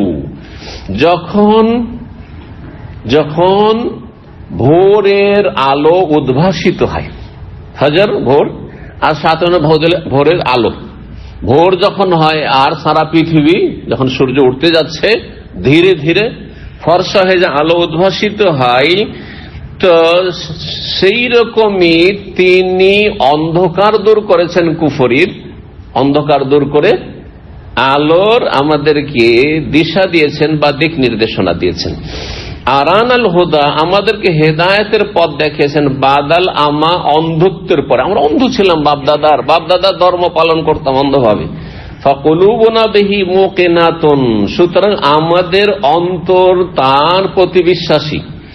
আন্না মা কালা ওয়াকিউন, যা কিছু নবী সাল্লাল্লাহু আলাইহি ওয়াসাল্লাম বলেছেন তা চিরসত্য, তা বাস্তবতা রয়েছে বা তা বাস্তবে হবে। ভবিষ্যৎ সম্পর্কে যা কিছু বলেছেন বা যা কিছু তিনি বলেছেন বিধিবিধান আকীদা সব হচ্ছে সত্য। ইয়াবিতু ইউজাফি জামবাহু আন ফিরাশি, এই কথাটির সম্পর্ক রয়েছে আমাদের অধ্যায়ের সাথে। সেটা হচ্ছে যে তিনি রাতের অধিকাংশ সময় কাটান বিছানা থেকে পৃথক হয়ে, বিছানা থেকে শরীরকে আলাদা করে নিয়ে। এই কথাটি যেন কোরআনে কারীমের সূরা সিজদার একটি আয়াত থেকে নেওয়া হয়েছে, কোট করা হয়েছে। তাতাজাফা জুনুবুহুম আনিল মাদাজি ইয়াদউনা রাব্বাহুম খাওফান ওয়া তামাআন মিম্মা রাযাকনাহুম ইউনফিকুন। যারা তাহাজ্জুদ যায় তাদের প্রশংসা করে আল্লাহ রাব্বুল বলছেন তাতাজাফা জুনুবুহুম মিনাল মাদাজি, তাদের পার্শ্বদেশ মানে তাদের শরীর বিছানা থেকে উঠে যায়, দাঁড়িয়ে যায়। কিসের জন্য? ইয়াদউনা রাব্বাহুম, রবকে ডাকার জন্য, রবের কাছে দোয়া করার, ইবাদতবন্দি করার জন্য। খাওফান, আল্লাহর ভয়, আল্লাহর আযাবের ভয়, জাহান্নামের ভয়, ওয়া তামাআন, এবং জান্নাতের আশায়। আল্লাহর কাছে চাইতে হবে, আল্লাহর ইবাদতবন্দি করতে হবে, যেমন আল্লাহর আযাবের ভয় থাকবে তেমন আল্লাহর রহমতের আর জান্নাতের আশাও থাকতে হবে। বলছেন যে নবী সাল্লাল্লাহু আলাইহি সাল্লাম বিছানা থেকে উঠে রাত্রি যাপন করেন ইজাস্তাসকালাত বিল মুশরিকিন আল মাযাজ, যখন মুশরিকরা ভারী হয়ে শুয়ে থাকে তাদের বিছানায়, বিছানায় যখন ঘুমিয়ে থাকে সমস্ত কাফের মুশরিকেরা, তখন নবী সাল্লাল্লাহু আলাইহি ওয়াসাল্লাম একাই মক্কায় প্রথম যুগে একাই আল্লাহ রাব্বুল আলামিনকে তিনি রাতের অন্ধকারে ডাকেন। জি, আর সারা পৃথিবীতে যারা খারাপ মানুষ তারা এই ভালো সময়গুলিতে ঘুমায়, পক্ষান্তরে নেক মানুষ এই সময়গুলিতে সুযোগ নেয় রব্বুল আলামিনের সাথে সম্পর্কের জন্য। 1156 নম্বর হাদিস বর্ণনা করেছেন ইবনে উমর রাদিয়াল্লাহু তাআলা আনহু বলছেন, কাল তিনি বলছেন রাআইতু আলা আহাদিন নবী সাল্লাল্লাহু আলাইহি ওয়াসাল্লাম, আমি নবী সাল্লাল্লাহু আলাইহি ওয়াসাল্লামের আমলে একবার স্বপ্নে দেখলাম। আব্দুল্লাহ বিন ওমর কি স্বপ্ন দেখছেন? কান্না বিয়াদি কিতআতা ইস্তিবরাকিন, যেন আমার হাতে একটা রেশমের কাপড়ের টুকরো রয়েছে, রেশমের কাপড়। ফাকান্নি লা উরিদু মাকানান মিনাল জান্নাতি ইল্লা তারাত ইলাইহি, আর আমি জান্নাতে যেন যেদিকে উড়তে চাইছি সেদিকে আমার ওই রেশমের কাপড়টা আমাকে উড়িয়ে নিয়ে যাচ্ছে। রেশমের কাপড় কি করছে? উড়িয়ে নিয়ে যাচ্ছে। হাতে যেমন ফ্ল্যাগ থাকে, হ্যাঁ ঝান্ডা, আর উড়িয়ে নিয়ে যায়, হ্যাঁ তেমনি ফ্ল্যাগে তো উড়ায় না, কিন্তু তাকে উড়িয়ে নিয়ে যাচ্ছে। স্বপ্নে দেখছেন। রাআইতু, আর একটি স্বপ্ন দেখলাম, কান্না ইসনাইন আতায়ানি, দুইজন ফেরেশতা যেন আমার কাছে আসলো। আরাদা ইয়াযহাবি ইলান নার, তারপরে আমাকে জাহান্নামের দিকে নিয়ে যাচ্ছে, ধরে আমাকে আসামি করে জাহান্নামের দিকে নিয়ে যাচ্ছে। আব্দুল্লাহ বিন উমর রাদিয়াল্লাহু তাআলার ছেলে, বড় দিনদার পরেজগার সুন্নতে পাবন সাহাবী ছিলেন। তিনি বলছেন আমাকে এই দুইজন ফেরেশতা জাহান্নামের দিকে নিয়ে যাচ্ছে। ফাতালাক্কাহুমা মালাকুন, তখন তাদের সাথে সাক্ষাৎ করলেন আরেকজন ফেরেশতা এসে, আরেকজন ফেরেশতা এসে সাক্ষাৎ করছেন। আসার পরে ওই ফেরেশতা বলছে লাম তোরা, তোমার কোনো ভয় নেই, ভয় করিও না, ও জাহান্নামের দিকে নিয়ে যাচ্ছে না, ভয় করিও না, ভয় করিও না। আমাকে বলছেন যে কোনো ভয় করিও না। আর তারপরে ওই দুই ফেরেশতাকে সম্বোধন করে বলছেন যারা জাহান্নামের দিকে আমাকে নিয়ে যাচ্ছে, খাল্লি আনহু, একে ছেড়ে দাও, একে ছেড়ে দাও, জাহান্নামের দিকে নিয়ে যেও না। 1157 নম্বরে তারই একটা অংশ বর্ণনা করেছে ওই সনদে, ফাকাসসাত হাফসাতু আলান নবী, নবী সাল্লাল্লাহু আলাইহি সাল্লামের সহধর্মিণী আব্দুল্লাহ বিন উমর রাদিয়াল্লাহু তাআলার বড় বোন, উমরের মেয়ে হাফসা রাদিয়াল্লাহু তাআলা আনহা, বড় বোনকে ছোট ভাই গিয়ে তখন শোনাচ্ছেন, যুবক মানুষ আব্দুল্লাহ বিন উমর, এই আমি দুটো স্বপ্ন দেখেছি। তার একটি কথা বলছেন, অন্য রেওয়াতে গত আলোচনাতে আমরা সেখানে আলোচনা করেছি, সেটা ছিল কি যে ফেরেশতা তাকে কোথায় নিয়ে যাচ্ছে? জাহান্নামের দিকে নিয়ে যাচ্ছে, ভয় পাচ্ছে। তখন বলছেন যে তোমার ভয় নেই, তোমার ভয় নেই, এইভাবে। তো যাই হোক, এই দুই স্বপ্নের কোন একটি স্বপ্ন হাফসা রাদিয়াল্লাহু তাআলা আনহা নবী সাল্লাল্লাহু আলাইহি সাল্লামের সামনে গিয়ে বর্ণনা করলেন যে এরকম আমার ভাই, ছোট ভাই স্বপ্ন দেখেছে। ফাকালান নবী সাল্লাল্লাহু আলাইহি ওয়াসাল্লাম, নি'মার রাজুল আব্দুল্লাহ, আব্দুল্লাহ খুব ভালো মানুষ, কতই না ভালো মানুষ। লাউ কানা ইউসাল্লি মিনাল লাইলি, সে যদি রাতে তাহাজ্জুদ পড়ে তো আরোই ভালো হয়, রাতে যদি তাহাজ্জুদ পড়ে আরো ভালো হয়। তারপরে ফাকান আব্দুল্লাহ ইউসাল্লি মিনাল লাইল, তারপর আব্দুল্লাহ রাতের অধিকাংশ সময় তাহাজ্জুদ পড়ে কাটাতেন, অল্প সময় ঘুমাইতেন। ওয়া কানু লা ইয়াজালুনা ইয়াকুসুনা আলান নবী সাল্লাল্লাহু আলাইহি ওয়া সাল্লাম, আর সাহাবায়ে কেরামদের এইটা দৈনন্দিন আমল ছিল, যে কেউ স্বপ্ন দেখতো আসার পরে নবী সাল্লাল্লাহু আলাইহি ওয়াসাল্লামের কাছে এসে বর্ণনা করতেন সাহাবীরা যে ইয়া রাসূলুল্লাহ আমি এরকম স্বপ্ন দেখেছি, এরকম স্বপ্ন দেখেছি।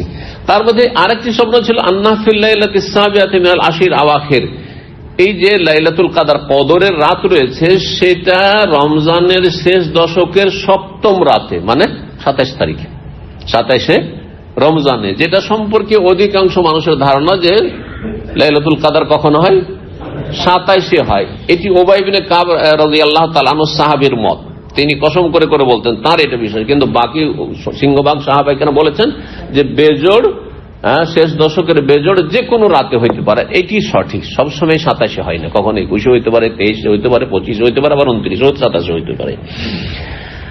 তো বলছেন যে স্বপ্ন দেখেছেন যে 27 শেষ দশকের সপ্তম রাতে, মানে 27 তারিখে। ফাকালান নবী সাল্লাল্লাহু আলাইহি ওয়াসাল্লাম, তারপরে নবী সাল্লাল্লাহু আলাইহি ওয়াসাল্লাম বলে আরারু ইয়াকুম, তোমাদের আরো বেশ কিছু সাহাবায়ে কেরাম স্বপ্ন দেখেছেন, কিন্তু সবগুলি স্বপ্নের সমন্বয়ে যা বোঝা যায় যে রমজানের শেষ 10 দিনের বেজোড় রাতগুলিতে সবাই স্বপ্ন দেখছে, বেজোড় রাতে। তাই বলছেন যে আরারু ইয়াকুম, নবী বলেন যে তোমাদের স্বপ্নগুলি সম্পর্কে আমি দেখতে পাচ্ছি যে কাত্তাওয়াত ফিল আশির আখারে, সবগুলি স্বপ্ন যেন মিলে যাচ্ছে গিয়ে শেষ রমজানের শেষ দশকের সাথে, মানে সবগুলি দেখছে ওইরকম, মানে রমজানেই হবে লাইলাতুল কদর, রমজান ছাড়া বাইরে না। একটি মত এমনও আছে যে সারা বছরে যে কোনো সময় হতে পারে, ভুল মত, সহি নয়, রমজানই হবে। রমজানে আবার কে বলছে প্রথম দশকে, কে বলছে মধ্য দশকে, কে বলছে শেষ দশকে, সেগুলো নয়, বরং শেষ দশকে হবে। আর শেষ দশকের বেজোড়েই সম্ভাবনা বেশি, আর বেজোড়ের যে কোনোতেই হইতে পারে, আর সেটা পরিবর্তন হইতে থাকে, যেমন ইবনে হাজার রাহিমাহুল্লাহ বলেছেন। তো বলছেন যে তোমাদের স্বপ্নগুলি সবগুলি মিলে যাচ্ছে গিয়ে রমজানের শেষ দশকে। ফামান কানা মুতাহাররিহা, সুতরাং কেউ যদি এই লাইলাতুল কদর তালাশ করতে চায়, ফালিয়া তাহারা ফিল মিনাল আশির আওয়াখিরে, শেষ দশকে যেন তালাশ করে এই কদরের রাত। তবে নবী সাল্লাল্লাহু এখানে বেজোড় বলেননি, অন্য হাদিসে বেজোড় বলা হয়েছে। এই জন্য যারা পুরোপুরি নিশ্চিত হয়ে কদরের রাত পেতে চান তারা জোড় বেজোড় সবগুলোতেই জাগবেন, কারণ একটি মত এটাও বেশ শক্তিশালী যে কখনো জোড়েও হয়ে যেতে পারে, জোড়ে হয়ে। আর বিশেষ করে অনেক সময় মানুষের আপনার চাঁদ হিসাব করতে গিয়ে আগে পিছিয়ে হইতে পারে, যার ফলে বেজোড় জোড় সবগুলিতে যদি কেউ গুরুত্ব দেয় তাহলে সেটা বেশি ভালো। আর একটি অধ্যায় নিয়ে আমরা আলোচনা করব, সেটা হচ্ছে 22 নম্বর অধ্যায়। বলছেন বাবুল মুদাওয়াতে আলা রাকাতাইল ফজর, এই অধ্যায় হচ্ছে ফজরের 2 রাকাত সুন্নাত নিয়মিত আদায় করা, এটা বাদ দেবেন না। সুন্নাতে মুআক্কাদা, বড় তাকিদপূর্ণ সুন্নাত এবং দুনিয়ার সব কিছুর চাইতে উৎকৃষ্ট। সহিহ মুসলিম একটি হাদিস রয়েছে, রাকাতাল ফজর খায়রুম মিনাদ দুনিয়া ওয়া ফিহা, ফজরের 2 রাকাত সুন্নাত দুনিয়া এবং দুনিয়াতে যা কিছু আছে সব কিছুর চাইতে মূল্যবান। কারণ দুনিয়ার সবকিছু দিয়ে আপনি জাহান্নাম থেকে বাঁচতে পারবেন না যদি জাহান্নামী হয়ে যান, আর এই 2 রাকাত সুন্নত, ফজরের সুন্নত দিয়ে জাহান্নাম থেকে বাঁচতে পারেন। কিন্তু যেই ব্যক্তি সুন্নত পড়বে তার ফরজ অবশ্যই ঠিক থাকতে হবে। এমনটা নয় যে এই ফজিলত নিয়ে শুধু বাস আমি ফজরের সুন্নতটা কোনদিন ছাড়ি না আর বাকি মাঝে মাঝে জোহরও ছাড়ি, তাহলে হবে না। না, জোহর আসর এগুলোর গুরুত্ব সুন্নত যে কোনো সুন্নত থেকে অনেক বেশি। তো 1159 নম্বর হাদিসে বলছেন আয়েশা রাদিয়াল্লাহু তাআলা আনহা বর্ণনা করে কালাত সাল্লাল্লাহু আলাইহি ওয়াসাল্লাম এশা, নবী সাল্লাল্লাহু আলাইহি ওয়াসাল্লাম এশার সালাত পড়লেন, ওয়া সাল্লা সামানিয়া রাকাতিন, আর তারপরে 8 রাকাত সালাত আদায় করলেন, ওয়া রাকাতাইনে জালিসান, 2 রাকাত বসে পড়লেন। কত হলো তাহলে? 8 2 10 হলো। ওয়া রাকাতাইনে বাইনান নিদাইনে, আর 2 রাকাত পড়লেন আযান ইকামতের, 2 নেদা 2 আহ্বানের মাঝখানে, 2 আযান মানে আযান ইকামতের মাঝখানে, অর্থাৎ ফজরের 2 রাকাত সুন্নাত, 2 আযানের মাঝখানে 2 রাকাত পড়লেন, মানে ফজরের সুন্নাত। ওয়ালাম ইয়াকুন ইয়াদাহুমা আবাদান, আর নবী সাল্লাল্লাহু আলাইহি সাল্লাম কখনো এই 2 রাকাত ফজরের সুন্নাত ছাড়তেন না, সফরেও ছাড়তেন না, বাড়িতেও ছাড়তেন না, আর সংক্ষেপে আদায় করতেন। প্রথম রাকাতে সূরা ফাতিহার পরে সূরা কাফিরুন পড়া হচ্ছে সুন্নাত উত্তম, আর দ্বিতীয় রাকাতে সূরা ইখলাস, আর দুটি হচ্ছে ইখলাসের সূরা। এখানে আজকের আলোচনা শেষ করছি। আল্লাহ রাব্বুল আলামিন যেন আমাদেরকে নেক আমলে তৌফিক দান করেন, ফরজ ওয়াজিবের হেফাজতের তৌফিক দান করেন, 5 ওয়াক্ত সালাতের পাবন্দি করার তৌফিক দান করেন, হারাম নাজায়েজ থেকে, কবিরা গুনাহ থেকে, সাগীরা থেকে আল্লাহ বাঁচিয়ে রাখেন, তওবা করার তৌফিক দান করেন। তাহাজ্জুদ গুজার হওয়ার তৌফিক দান করেন, যারা তাহাজ্জুদ পড়ছেন তাদেরকে স্থায়ীভাবে তাহাজ্জুদ আদায়ের তৌফিক দান করেন। ওয়া সাল্লাল্লাহু সাল্লাম আলা নবিয়িনা মুহাম্মদ ওয়া আলা আলিহি ওয়া সাহবিহি আজমাইন।